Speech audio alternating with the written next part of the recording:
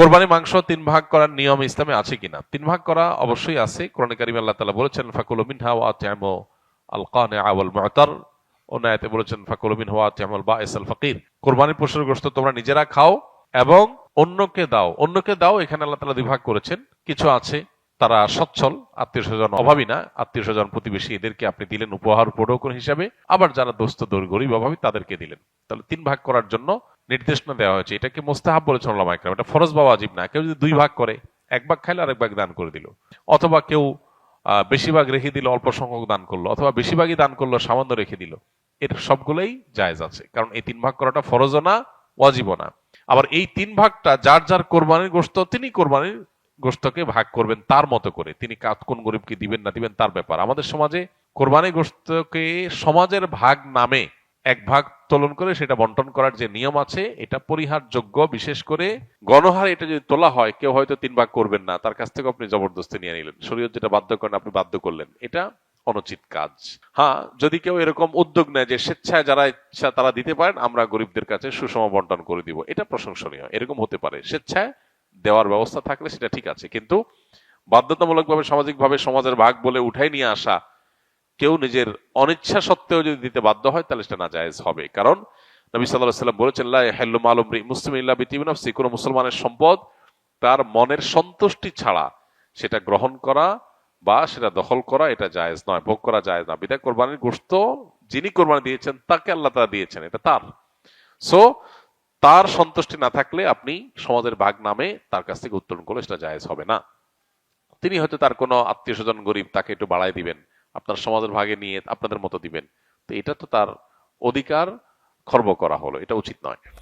কত টাকা থাকলে কোরবানি বাধ্যতামূলক? কোরবানি আসলে অনেক ইমামদের মতে ওয়াজিব, সেটা বাধ্যতামূলকই বলা যায়। আবার অনেক ইমামদের মতে কোরবানি করা সুন্নাত। হানাফি মাযহাব অনুযায়ী কোরবানি করা ওয়াজিব। কাদের উপর ওয়াজিব?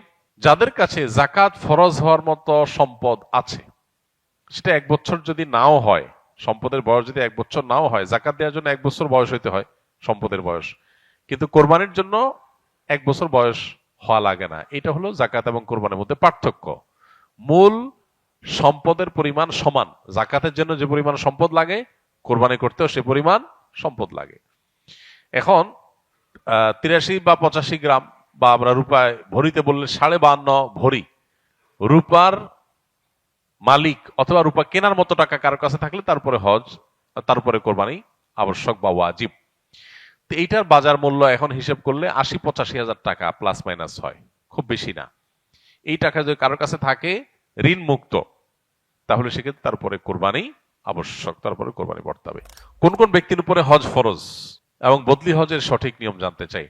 যে ব্যক্তি হজের মৌসুমে যখন হজের টাকা জমা দেওয়া হয়, নিবন্ধন করা হয়, হজ করার সুযোগ তৈরি হয়, তখন হজ করার মতো টাকা যার কাছে থাকে, হজ করে আসবে এবং এই সময়টাতে তার পরিবারের ভরণ পোষণ দেওয়ার ব্যবস্থা করতে পারবে, এই পরিমাণ টাকা যার কাছে থাকে, তারপর হজ ফরজ। একজন নারী, তার জন্য হজ ফরজ হওয়ার শর্ত হলো তিনি তার নিজের এবং একজন মাহরামকে সাথে নিয়ে যাওয়া, হজ করে আসা এ পর্যন্ত ব্যয়ভার বহন করার মতো ক্ষমতা, আর্থিক ক্ষমতা তার থাকলে তখন তার উপর হজ ফরজ। তার মানে একজন পুরুষ আজকালকার যুগে ঋণ মুক্ত যদি 7 লাখ 7.5 লাখ টাকার মালিক হয়ে যায়, তারপর হজ ফরজ। আর একজন নারী তার কাছে যদি এর ডাবল অর্থাৎ 14 বা 15 লাখ টাকা যদি থাকে, তখন তারপরে হজ ফরজ। তার নিচে থাকলে তার উপর হজ ফরজ নয়। আর বদলি হজের নিয়ম হলো মূল হজ আর বদলি হজ একই রকম, কোনো পার্থক্য নেই। আপনি নিজের হজ যেভাবে করবেন, আরেকজনের পক্ষ থেকে হজ একইভাবে করবেন, একই উপায়ে করবেন। শুধু পার্থক্য একটাই, সেটা হলো আপনার নিয়ত থাকবে যে এটা আমি অমুকের তরফ থেকে করছি। শুরুতে যখন এহরাম পরে লব্বাইকা হাজ্জান বলবেন, তখন আপনি নিয়ত করবেন লব্বাইকা হাজ্জান আন অমুক, অর্থাৎ অমুকের পক্ষ থেকে আল্লাহ আমি হজের জন্য হাজিরা দিলাম, লব্বাইকা হাজ্জান, বাস এটা বলে আপনি শুরু করবেন। বাকি সব কাজগুলো সেম, আপনি নিজে যেরকম করতেন একই রকম। এর পাশাপাশি বদলি হজ যিনি করবেন তাকে নিজের হজ আগে আদায় করতে হবে। কেউ যদি নিজের হজ আগে আদায় করে না থাকেন, জীবনে হজই করেন নাই, তিনি বদলি হজ করতে পারবেন না। কি কি বৈশিষ্ট্য দেখে কোরবানির পশু ক্রয় করা উচিত? কোরবানির পশু ক্রয় করার ক্ষেত্রে হৃষ্টপুষ্ট, সুন্দর, সুস্থ, সবল এটা দেখে কিনতে হবে। পশু যদি ল্যাংড়া হয়, খোঁড়া হয়, কানা হয়, অতিশয় দুর্বল হয়, তাহলে সেক্ষেত্রে সে সমস্ত পশু দিয়ে কোরবানি করা জায়েজ নয় বা উচিত নয়। তাহলে কোরবানির পশু হতে হবে ত্রুটিমুক্ত, দেখতে শুনতে যত বেশি হৃষ্টপুষ্ট হবে তত ভালো। তবে এর চাইতে গুরুত্বপূর্ণ বিষয় হলো আপনি কোরবানি কি গোশত খাওয়ার জন্য করছেন, মানুষকে দেখাবার জন্য করছেন, নাকি আল্লাহর জন্য করছেন, এটা গুরুত্বপূর্ণ। আল্লাহ বলেছেন লা ইয়ানালুল্লাহু লাহুমুহা ওয়ালা দিমাউহা ওয়ালাকিন ইয়ানালুহুত তাকওয়া মিনকুম।